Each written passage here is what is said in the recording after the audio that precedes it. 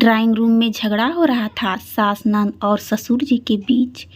मैं रसोई में काम कर रही थी और ड्राइंग रूम में झगड़ा हो रहा था सास नंद और ससुर जी के बीच।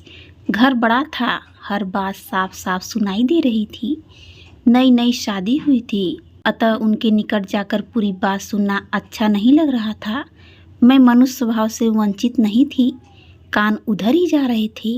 बीच बीच में आती कुछ आवाज़ों से प्रतीत हो रहा था बात मेरे संदर्भ में है।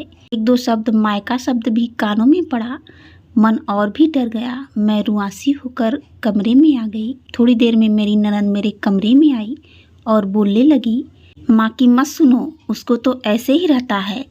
आजकल सब कोई सलवार कुर्ता पहनता है, तुम भी पहनो। तुम्हारे पास नहीं है तो बताओ, मैं अभी लेकर आती हूँ। पीछे से सासू माँ आ गई। अपने घर का रिवाज अपने यहाँ चलाना, मेरे घर में मेरा ही चलेगा।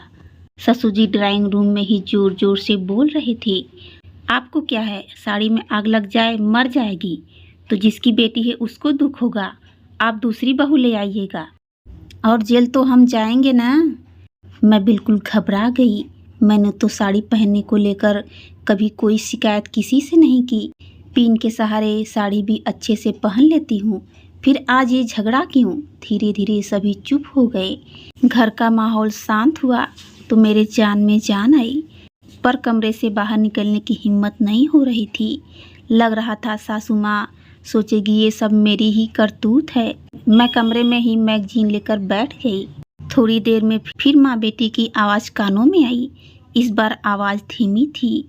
अम्मा जी बोल रही थी, ये सच है कि मुझे पता था कि मायका में साड़ी क्या सलवार कुर्ता भी नहीं पहनती थी, हमेशा फ्रॉक स्कर्ट ही पहनती थी। इसके लिए तो साड़ी क्या और सलवार कुर्ता क्या, सब कष्टदायक ही है। तो फिर तुम इसे सलवार कुर्ता क्यों नहीं पहनने दे रही हो, आजकल तो सभी पहनते हैं। दीदी बोल पड़ी, मैं देख रही हूँ कि इसे साड़ी पहनना नहीं आता, इतने सारे पिन के सहारे साड़ी पहनती है, फिर भी 2 घंटे होते होते साड़ी नाच जाता है, प्लेट अपने स्थान से हट जाता है। पर मैं कुछ नहीं बोलती क्योंकि उसका कॉन्फिडेंस खत्म हो जाएगा तो पहनावे में भी कॉन्फिडेंस बना रहेगा, तभी ना हर पार्टी फंक्शन को सही तरह से एंजॉय करेगी।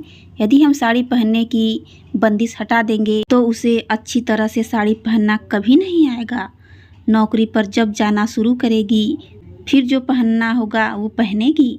तुम लोग ना लगता है कि हम बेटी और बहू में अंतर करते हैं, पर ऐसा नहीं है। हम दोनों को एक नज़र से देखते हैं, केवल समझाने का तरीका अलग अलग है। अम्मा जी की बातें सुनकर दीदी भी चुप हो गई और मेरे आंखों से प्यार की बरसात होने लगी। धन्यवाद।